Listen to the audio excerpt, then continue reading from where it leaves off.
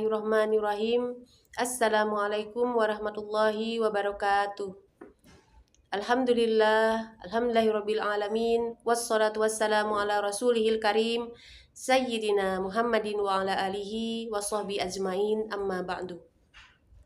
Segala puji bagi Allah subhanahu wa ta'ala yang telah memberikan kita nikmat iman, Islam, serta kesempatan untuk bertemu kembali di bulan suci Ramadan yang penuh berkah ini.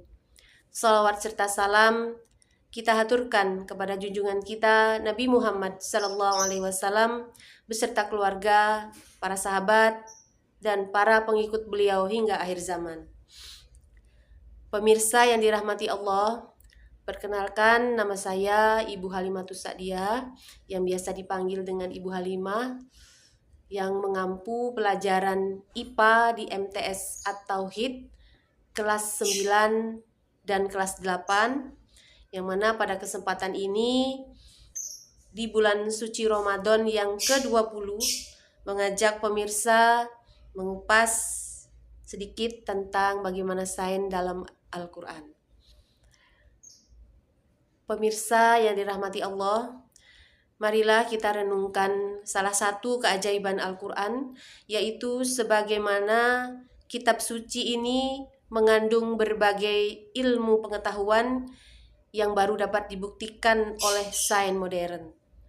Ini menunjukkan bahwa Al-Quran bukan hanya sebagai pedoman hidup, tetapi juga sebagai sumber ilmu yang sangat menakjubkan.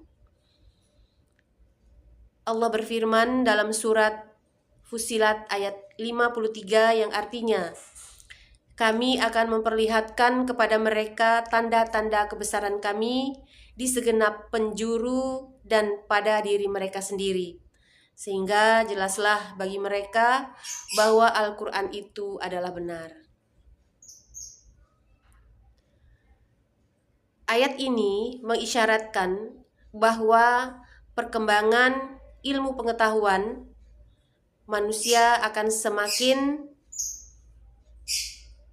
memahami kebenaran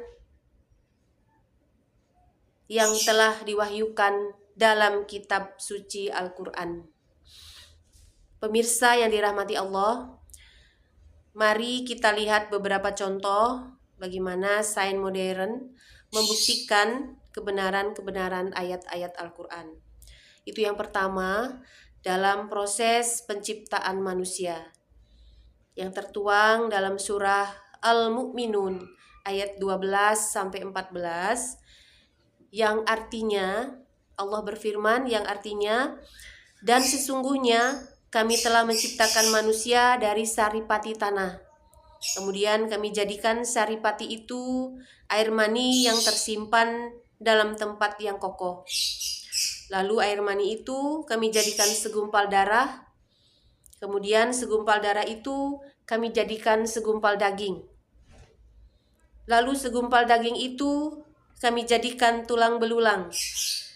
Lalu tulang belulang itu kami bungkus dengan daging, kemudian kami jadikan dia makhluk yang berbentuk lain. Maka Maha Suci Allah, pencipta yang paling baik. Ilmu embriologi modern baru menemukan detail proses ini setelah teknologi canggih berkembang. Padahal kita ketahui Al-Quran telah menyebutkannya lebih dari 1400 tahun silam. Nah, yang kedua, luasnya alam semesta. Dalam surah Az-Zariyat ayat 47 Allah berfirman yang artinya, dan langit itu kami bangun dengan kekuasaan kami, dan sesungguhnya kami benar-benar meluaskannya. Ini sejalan dengan teori ekspansi alam semesta yang ditemukan oleh Edwin Hubble pada tahun atau pada abad ke-20. Teori ekspansi itu adalah teori peregangan ruang dan waktu yang menyebabkan semua titik di alam semesta meregang sehingga jarak antara galaksi semakin jauh. Kemudian yang ketiga, pemisahan air tawar dan air laut. Ini tertuang Allah berfirman dalam surah Al-Furqan ayat 53 yang artinya, dan dialah yang membiarkan dua lautan mengalir berdampingan, yang ini tawar lagi segar dan yang lain asin lagi pahit, dan dia jadikan antara keduanya dinding dan batas yang tidak tembus. Ilmu kelautan modern membuktikan adanya fenomena ini yang disebut sebagai halocline atau zona batas antara dua massa air dengan tingkat salinitas yang berbeda.